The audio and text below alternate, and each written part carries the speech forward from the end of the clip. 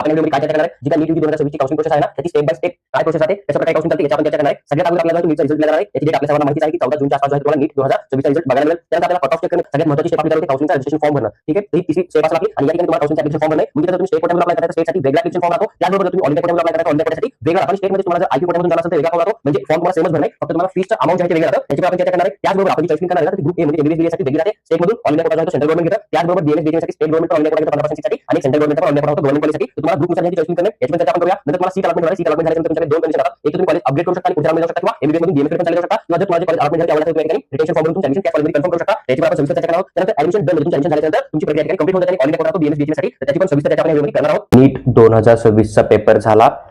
आता इथून पुढे बरेच पॅरेंट्स आणि विद्यार्थी असे आहेत ज्यांना की चांगला स्कोर आला किंवा नीट मध्ये थोडे कमी मार्क आलेत पण त्यांना एमबीबीएस आणि एमबीबीएस मिळत नसेल तर बीडीएस असेल, बीएमएस असेल, बीएचएमएस असेल, फिजिओथेरपी असेल, जवळपास नीट एक्झाम मधून 11 वेगवेगळ्या प्रकारच्या कोर्सला ऍडमिशन दिलं जातं महाराष्ट्र स्टेटमध्ये. त्याचबरोबर ऑल इंडिया कोट्यामध्ये पण म्हणजे तुम्ही बाहेर राज्यामध्ये करायचा विचार करताय तर तिथं पण तुम्हाला ऍडमिशन दिलं जातं. तर आज आपण या छोट्याशा व्हिडिओमध्ये छोट्याशा चॅनलवर सविस्तर चर्चा करणार आहोत. आणि जरी एखादा डाऊट शिल्लक राहिला तरी तुम्ही कमेंटमध्ये कमेंट करा, मी त्याचा रिप्लाय करण्याचा नक्की प्रयत्न करेल. जर आता आपण सगळ्यात पहिल्यांदा बघितलं तर आपण या व्हिडिओमध्ये काय चर्चा करणार आहेत, जी काय नीट यूजी 2026 ची काउन्सिलिंग प्रोसेस आहे ना त्याची स्टेप बाय स्टेप काय प्रोसेस राहते, कशा प्रकारे काउन्सिलिंग चालते याची आपण चर्चा करणार आहे. सगळ्यात अगोदर आपल्याला जो आहे तो नीटचा रिझल्ट दिला जाणार आहे. याची डेट आपल्या सर्वांना माहितीच आहे की 14 जूनच्या आसपास जो आहे तो तुम्हाला नीट 2026 चा रिझल्ट बघायला मिळेल. त्यानंतर आपल्याला कट ऑफ चेक करणे. पाहता हे इम्पॉर्टंट नाहीये, तुम्हाला कट ऑफ चेक नाही करणं. मी हे नाही म्हणत की तुम्हाला की तुम्ही 500 मार्क जो आहे तो एखाद्या गव्हर्नमेंट बीएमएस कॉलेजचा कट ऑफ आहे का हे चेक करा. जर तुम्हाला ऍडमिशन प्रक्रियेमध्ये भाग घेणं असेल आणि कुठलाही एक कोर्स तुम्ही चूज करत असाल ना तर तुम्हाला कट ऑफ फक्त हा बघणे की तुम्ही ओपन कॅटेगरीमध्ये येताय तर तुम्हाला नीट 2026 साठी क्वालिफाय मार्क किती हे बघणे. जसं की 150 असतील एक्सपेक्टेड तर तुम्हाला हा जो आहे तो क्वालिफाय मार्क घेऊन चालणार आणि नियर बाय याच रेंजमध्ये तुम्हाला बघायला भेटतील. तुम्ही जर रिझर्व्ह कॅटेगरीमध्ये असताल तर 125 ते 130 च्या आसपास जे आहे ते तुम्ही क्वालिफाय मार्क घेऊन चलू शकतात. हे पहा बरेच लोक बोलतात की पेपर इझी होता पण पेपर सर्वांसाठी इझी नव्हता. त्याच्यामुळे तुम्ही तुमच्या मेंटल हेल्थ नुसार जे आहे ते विचार करू शकता. असं नाही की बाकीच्यांना पेपर इझी गेला म्हणजे तुमच्यासाठी पण तो इझी होता. त्याच्यामुळे तुम्हाला कट ऑफ सध्या बघणं नाहीये. जो क्वालिफाय मार्क्स आहेत मी एक्सपेक्टेड सांगितलेले आहेत ते तेवढे तुम्हाला गृहीत घेऊन चालणं आहे. बाकी तुम्ही कॉलेज कोणतं कॉलेज किती रँक अलॉटमेंट झालं ह्याची इन्फॉर्मेशन नाही काढली तरी तुमच्या काउन्सिलिंग मध्ये काही जास्त नुकसान होत नाहीये. त्याच्यानंतर सगळ्यात महत्वाची स्टेप आपली चालू होते काउन्सिलिंगचा रजिस्ट्रेशन फॉर्म भरणं. ठीक आहे, तर ही तिसरी स्टेप असेल आपली. आणि या ठिकाणी तुम्हाला काउन्सिलिंगचा ऍप्लिकेशन फॉर्म भरणं आहे. मग इथं जर तुम्ही स्टेट कोट्यामधून अप्लाय करताय तर स्टेटसाठी वेगळा ऍप्लिकेशन फॉर्म राहतो. त्याचबरोबर जर तुम्ही ऑल इंडिया कोट्यामधून अप्लाय करताय तर ऑल इंडिया कोट्यासाठी वेगळा राहतो. आणि स्टेटमध्येच तुम्हाला जर आयक्यू कोट्यामधून जाणं असेल तर वेगळा फॉर्म राहतो. म्हणजे फॉर्म तुम्हाला सेमच भरणं आहे, फक्त तुम्हाला फीसचं अमाऊंट जे आहे ते वेगळे राहतं. त्याची पण आपण चर्चा करणार आहे. त्याचबरोबर आपण जी चॉईस फिलिंग करणार आहे ना तर ती ग्रुप ए म्हणजे एमबीबीएस बीडीएस साठी वेगळी राहते. स्टेटमधून ऑल इंडिया कोटा जो आहे तो सेंट्रल गव्हर्नमेंट घेतं. त्याचबरोबर बीएमएस बीएचएमएस साठी स्टेट गव्हर्नमेंट पण ऑल इंडिया कोटा घेतं 15% सीटसाठी आणि एक सेंट्रल गव्हर्नमेंटचा पण ऑल इंडिया कोटा होतो गव्हर्नमेंट कॉलेजसाठी. तर तुम्हाला ग्रुप नुसार जे आहे ती चॉईस फिलिंग करणे याची पण चर्चा आपण करूया. नंतर तुम्हाला सीट अलॉटमेंट होणार आहे. सीट अलॉटमेंट झाल्याच्या नंतर तुमच्याकडे दोन कंडिशन राहतात. एक तर तुम्ही कॉलेज अपग्रेड करू शकता आणि पुढच्या राऊंडमध्ये जाऊ शकता किंवा एमबीबीएस मधून बीएमएस कडे पण चालले जाऊ शकता. किंवा जर तुम्हाला जे कॉलेज अलॉटमेंट झाले ते आवडलं असेल तुम्ही या ठिकाणी रिटेन्शन फॉर्म भरून तुमचं ऍडमिशन त्याच कॉलेजमध्ये कन्फर्म करू शकता. त्याची पण आपण सविस्तर चर्चा करणार आहोत. त्यानंतर ऍडमिशन डन म्हणजे तुमचं ऍडमिशन झाल्याच्या नंतर तुमची प्रक्रिया या ठिकाणी कंप्लीट होऊन जाते आणि ऑल इंडिया कोटा राहतो बीएमएस बीएचएमएस साठी. तर त्याची पण सविस्तर चर्चा आपण या व्हिडिओमध्ये करणार आहोत. पहा आता आपण स्टेप बाय स्टेप पाहूया. त्या अगोदर जर तुम्हाला डीपीटी मेडिकल कन्सल्टन्सी कडून जर पेड काउन्सिलिंग जॉईन करायची असेल आणि तुमची ऍडमिशन प्रक्रिया जी आहे ती state quota all India Kota येणारा आयक्यू कोटा जी आहे ती आमच्याकडून कंप्लीट करायची असेल तर आम्ही तुमच्यासाठी एक यावर्षी नवीन ऑफर घेऊन आलो. जसं की जर तुम्हाला फक्त एमबीबीएस आणि बीडीएस ची काउन्सिलिंग करायची असेल तर आम्ही 1999 रुपयामध्ये तुमची पूर्ण प्रक्रिया कंप्लीट करू. त्याचबरोबर काही विद्यार्थी आहेत की ज्यांचा स्कोर थोडा मिडियम येतो आणि त्यांना फक्त बीएमएस साठी किंवा बीएचएमएस साठी काउन्सिलिंग करायची असते किंवा युनानीसाठी करायची असते त्यांच्यासाठी पण आमची फी जी आहे ती 2000 रुपये तुम्हाला यावर्षी बघायला भेटेल. जर तुम्हाला फक्त फिजिओथेरपीची काउन्सिलिंग करायची एमबीबीएस बीडीएस ला करायचीच नाही, जसं की एखादा विद्यार्थी नीट एक्झाम दिली नॉन क्वालिफाय किंवा चांगला मार्क आलेत पण त्याला फक्त बीपीटीएस गव्हर्नमेंट कॉलेजमधूनच करणं आहे तर त्यासाठी आम्ही तुमच्यासाठी 1999 रुपयामध्ये जे आहे ते ग्रुप सी ची पूर्ण काउन्सिलिंग करून देऊ. या प्रकारे तुम्ही बीएससी नर्सिंग साठी पण जॉईन होऊ शकता. आणि तुम्हाला वाटते की तुम्हाला एमबीबीएस पासून ते पार फिजिओथेरपी पर्यंत किंवा बीएससी नर्सिंग पर्यंत सगळ्याच कोर्ससाठी अप्लाय करणे, सगळ्याच कोर्ससाठी प्रयत्न करणे की सीट भेटेल की नाही भेटेल तर 3999 रुपये जी आहे त्यांची काउन्सिलिंगची फीस आहे. तुम्ही जॉईन होऊ शकता. आणि तुम्हाला वाटतं की तुमचे जे ऑनलाईन ऍप्लिकेशन फॉर्म भरणं असेल, चॉईस फिलिंग भरणं असेल ते तुम्ही स्वतः करू शकतात. तर आमचा एक पर्सनल गाईड प्रोग्राम आहे, हा तुम्ही जॉईन करू शकतात. इथे आम्ही तुम्हाला सर्व कोर्ससाठी परफेक्टली गाईड करू. व्हॉट्सअप आणि कॉलवर 24 आवर्स मध्ये तुम्ही कधी पण क्वेश्चन विचारला त्याचा 100% करेक्ट आन्सर देऊन टाकू. मग बाकी तुमची ऑनलाईन प्रोसेस जी आहे ती तुम्ही स्वतः करू शकता आणि आमच्याकडून फक्त तुम्ही गाईड घेऊ शकता. तर 999 रुपये जे आहे ते आमच्या ठिकाणी तुम्हाला फीस बघायला भेटेल. त्याचबरोबर कट ऑफ असेल, फीस असेल, येणारे रूल असतील तर त्याची प्रत्येक पीडीएफ तुम्हाला मराठी लँग्वेज मध्ये एकदम सोप्या भाषेत एक्सप्लेन करून आम्ही नक्की शेअर करू. फक्त एक गोष्ट आठवण ठेवा, जर तुम्ही एका ग्रुपची जर काउन्सिलिंग जॉईन केली ना तर तुम्हाला त्याच ग्रुप बद्दल गाईड केलं जाईल आणि त्याच ग्रुपची तुमची पूर्ण ऍडमिशन प्रक्रिया कंप्लीट केली जाईल. ही गोष्ट तुम्हाला लक्षात ठेवाय. आता जर आपण स्टेप बाय स्टेप बघितलं तर सगळ्यात अगोदर नीटचा रिझल्ट आपल्याला बघायला मिळतो. नीटचा रिझल्ट आला किंवा जसं आता तुम्ही जर समजा OMR बघितले असतील आणि त्याच्यानुसार जर समजा तुम्ही तुमचा स्कोर जर कॅल्क्युलेट केला असेल ना तर एक आयडिया येऊन जाते तुम्हाला की तुमचा स्कोर जो आहे तो कोणत्या रेंजमध्ये येतोय आणि एक्सपेक्टेड कट ऑफ जो आहे तो किती जाऊ शकतो. म्हणजे तुम्हाला एक्सपेक्टेड कट ऑफ जो आहे ना तो तुम्ही सध्या तो आहे तो लास्ट इयरचा जो कॅप राऊंड 1 चा फर्स्ट अलॉटमेंट विद्यार्थी होता ना तर त्याचा तुम्ही एक्सपेक्टेड कट ऑफ त्या कॉलेजसाठी किंवा त्या कोर्ससाठी तुम्ही घेऊन चलू शकतात. राऊंड 1 चा जो क्लोजिंग रँक होता ना, ऑल इंडिया रँक असेल किंवा नीट स्कोर असेल ना तर तो नीट स्कोर तुम्हाला जो आहे तो एक्सपेक्टेड कट ऑफ घेऊन चल नाही. सध्या तुम्ही हे विचार नका करू की कट ऑफ खूप हाय जाईल किंवा कट ऑफ खूप कमी जाईल, पेपर खूप इझी होता, पेपर खूप डिफिकल्ट होता. फक्त लास्ट इयरचा जो फर्स्ट विद्यार्थी, जसं तुम्ही जीएमसी मुंबईचा कट ऑफ बघताय ना तर तुमच्या कॅटेगरीमधून जीएमसी मुंबईमध्ये जो MBBS ला फर्स्ट विद्यार्थ्याला सीट अलॉटमेंट झाला कॅप राऊंड 1 ला त्याचा जेवढा नीट स्कोर होता तेवढाच तुम्हाला एक्सपेक्टेड नीट स्कोर घेऊन चलणं या वर्षीसाठी. त्याच्या व्यतिरिक्त तुम्ही जाऊ नका, कारण थोडा कट ऑफ जो आहे तो सेकंड राऊंड थर्ड राऊंडला नॉर्मल डिक्रीज होतो तर ते त्यामध्ये कव्हर होऊन जातं. आता पहिल्यांदा तुम्हाला काय करणे, चेक करणे तुमचा नीट स्कोर किंवा मग ऑल इंडिया रँक चेक करणे आणि त्यानुसार तुम्हाला ठरवणे की तुम्हाला जो आवडता कोर्स आहे तो मिळतोय की नाही मिळतोय. जर तुम्हाला मिळत नसेल आणि तुम्हाला परत नीट देणं असेल तर तुम्ही या ठिकाणी ड्रॉप सिलेक्ट करू शकता किंवा तुम्ही जर तुम्हाला नीट एक्झाम परत देणं नसेल आणि आवडता कोर्स पण मिळत नसेल तर तुम्ही तुमचं दुसरं करिअर या ठिकाणी 100% सिलेक्ट करू शकतात. त्याचबरोबर जर तुम्हाला नीट स्कोर थोडाफार कमी येतोय, तुम्हाला तुमची आयडिया येते की मला BMS मिळेल, BHMS मिळेल, तर या ठिकाणी तुम्ही चूज करू शकता. तुमच्यापाशी जवळपास 11 प्रकारचे ऑप्शन आहे. सगळ्यात अगोदर तुम्ही MBBS चूज करू शकतात, नंतर तुम्हाला BMS साठी ट्राय करू शकतात, BHMS साठी पण करू शकतात, BDS पण आहे, BMS पण आहे आणि एक BSMS नावाचा कोर्स आहे जो की अदर स्टेटमध्ये आपल्या स्टेटमध्ये नाहीये तर तो पण तुम्ही या ठिकाणी सिलेक्ट करू शकतात. जर तुम्ही फक्त नीट क्वालिफाय होता, तुमच्याकडे 5 आणि 10 मार्क येत असतील नीटमध्ये किंवा 0 मार्क असतील तर या कंडिशनमध्ये तुम्हाला BPTS ला अलॉटमेंट होऊ शकतं. BSLP bachelor of ideology speech आणि लँग्वेज कोर्स आहे त्याला पण मिळू शकतं.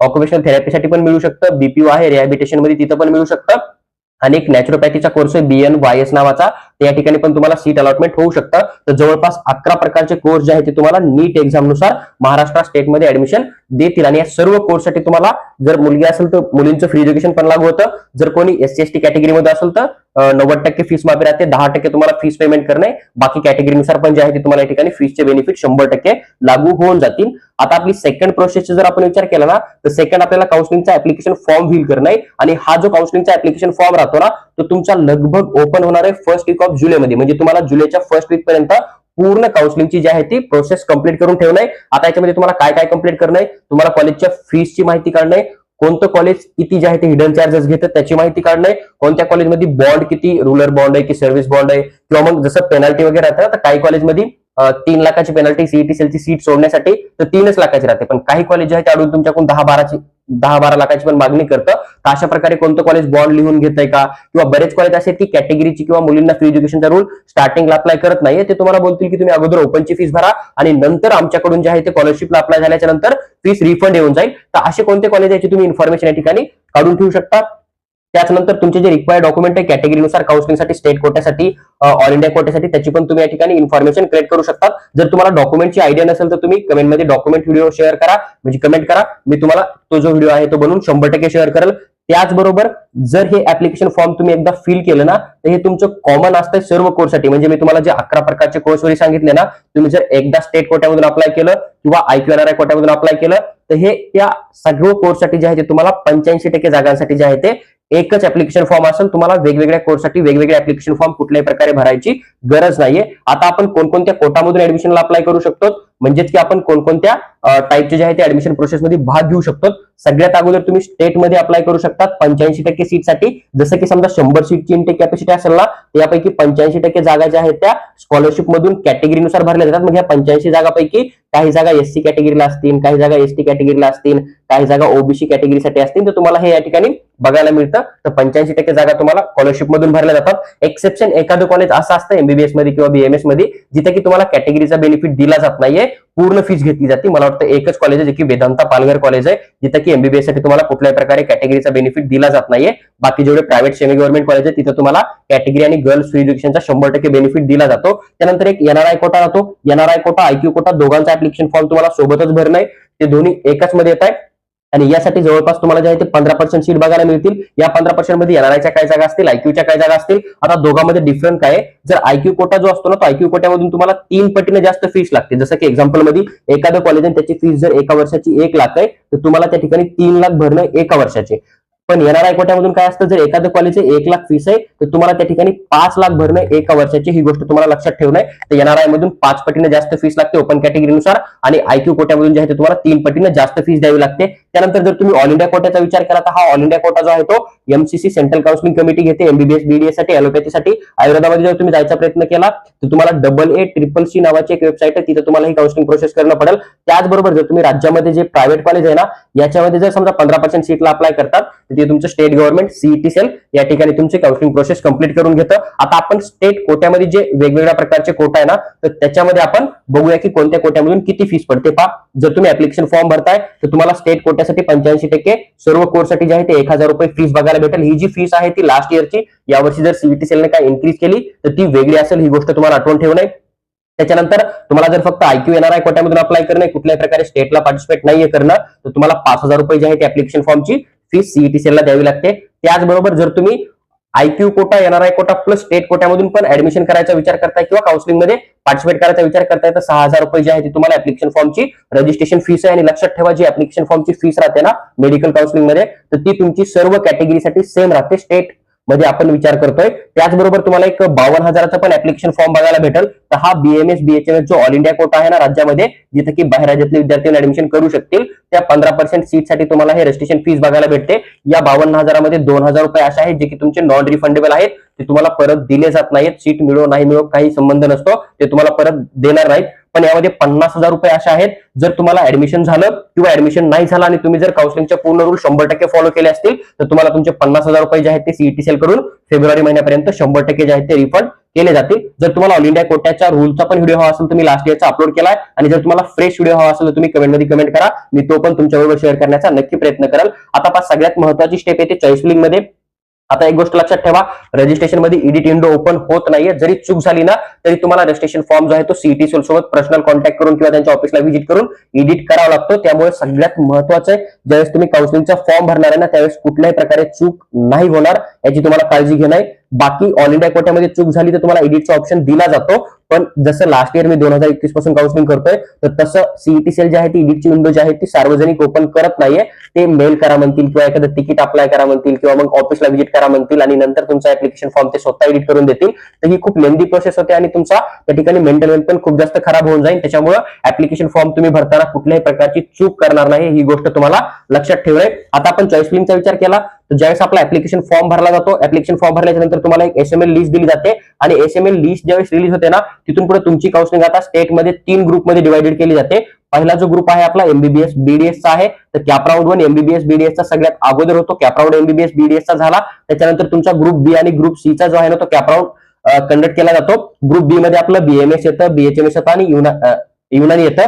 त्याचबरोबर ग्रुप सी मध्ये सगळे अलाइड कोर्स येतात, जसं की फिजिओथेरपी झालं, ऑक्युपेशनल थेरपी झालं, बीएसएलपी झालं, बीपीओ झालं आणि बीएनवायएस नावाचा एक कोर्स आहे ना, तर हे कोर्स तुम्हाला बघायला भेटतील जे की अलाइड कोर्स आहे. लास्ट इयर नॅचरोपॅथी कोर्स जो आहे ना तो पण आपल्या राज्यामध्ये आलेला आहे. 2 गव्हर्नमेंट कॉलेज वाटतं, मे बी 2 जे आहे ते तुम्हाला सेमी गव्हर्नमेंट कॉलेज बघायला भेटतील. आणि चॉईस फिलिंग साठी तुम्हाला कुठल्याही प्रकारे फीस पेमेंट करायची गरज नसते. तुम्ही जे काय 1000 रुपये भरून काउन्सिलिंग करणार आहे ना स्टेट कोट्याची, तर हीच तुमची लास्ट राऊंड पर्यंत असते. ही गोष्ट लक्षात ठेवा.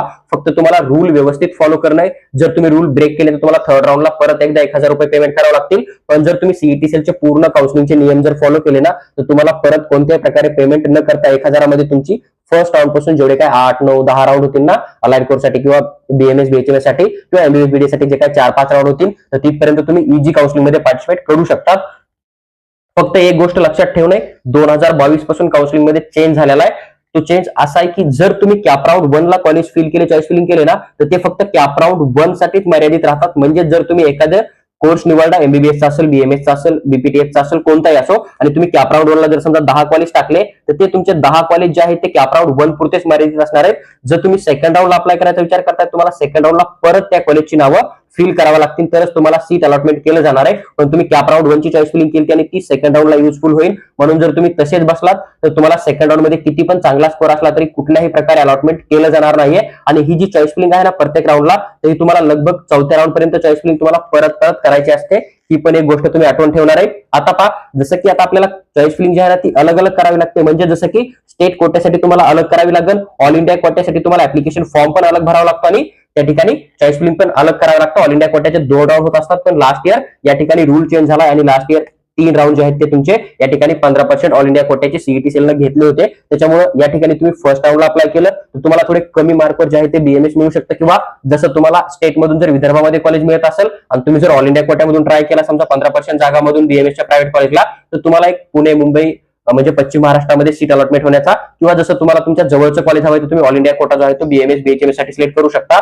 तिथून तुम्हाला तुमच्या डिस्ट्रिक्टमध्ये पण कॉलेज अलॉटमेंट होण्यासाठी खूप मोठी मदत होऊ शकते. आयक्यू एनआरआय साठी पण तुम्हाला अलग पेमेंट करणे, पण याची आणि स्टेटची चॉईस फिलिंग जी आहे ती तुम्हाला एक सोबत करावी लागते. फक्त ज्यावेळेस तुम्ही चॉईस फिलिंग करणार आहे तर ती तुम्हाला 2 ऑप्शन येतात. जर तुम्ही दोन्हीमधून अप्लाय केला असेल तर एक तुम्हाला स्टेटचं ऑप्शन दिसेल आणि दुसरं लगेच तुम्हाला आयक्यूचं ऑप्शन दिसेल. तर तुम्ही अगोदर कॉलेज स्टेट कोट्यामधून सगळे टाकू शकता, त्यानंतर सगळेच कॉलेज तुम्ही जे आहे ते सेकंडली खाली आयक्यू किंवा एनआरआय कोट्यामधून पण टाकू शकता. किंवा तुम्हाला वाटतं की 10 कॉलेज मला आधी स्टेटमधून टाकणे, पुन्हा लगेच 10 कॉलेज मला आयक्यू एनआरआय मधून टाकणे आणि पुन्हा बाकीचे कॉलेज आहेत ते स्टेटमधून टाकणे, तर तुम्ही अशा प्रकारे पण प्रेफरन्सला अरेंज करू शकता.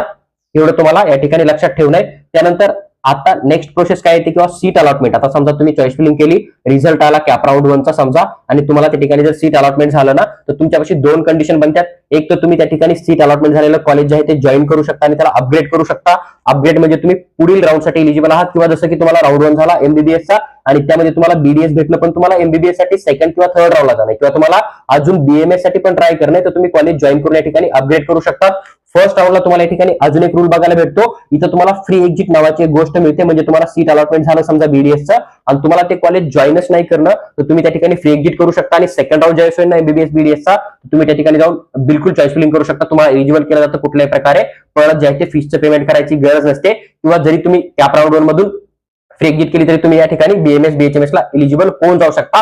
आणि हे जे नियम आहेत ना ते राऊंड टू राऊंड वेगळे असते. ही पण गोष्ट तुम्हाला लक्षात ठेवणं. मी ओव्हरऑल तुम्हाला कॅप राऊंड 1 चे रूल जे आहेत त्या ठिकाणी एक्सप्लेन करत आहेत. तुम्ही थर्ड राऊंड पर्यंत जे आहे ते तुमचं कॉलेज अपग्रेड किंवा बेटरमेंट करू शकता. थर्ड राऊंडला जे तुम्हाला सीट अलॉटमेंट होईल ना ते तुम्हाला जॉईन करणं कंपल्सरी असतं. ही गोष्ट लक्षात ठेवा. मग कोणताही ग्रुप असो. पण अजून एक कंडिशन बनती, जसं की थर्ड राऊंडच्या नंतर फोर्थ राऊंड मध्ये जर समजा नवीन कॉलेज पार्टिसिपेट करतील तर त्या कंडिशन मध्ये त्या ग्रुपसाठी ज्या मुलांना थर्ड राऊंड पर्यंत कॉलेज अलॉटमेंट झालं, ज्यांनी फ्री एक्झिट केली, ऍडमिशन घेतलं नव्हतं किंवा ज्यांना कॉलेज भेटलंच नाहीये किंवा ज्यांनी कॉलेज जॉईन करून रिटेन्शन फॉर्म दिलाय ना, अशा मुलांना पण नवीन कॉलेज पार्टिसिपेट झाल्याच्या नंतर जे आहे ते 4थ्या राऊंडसाठी एलिजिबल केलं जातं. तर तुम्हाला प्रत्येक राऊंडची जी नोटीस येईल ना त्या नोटीस बद्दल अपडेट ठेवणं खूप इम्पॉर्टंट आहे. ही गोष्ट लक्षात ठेवा. नोटीस आली, तुम्हाला ती वाचणे आणि तिला समजून घेणं, त्याच वेळी तुम्ही जे आहे ते काउन्सिलिंग मध्ये परफेक्टली काउन्सिलिंग करू शकता.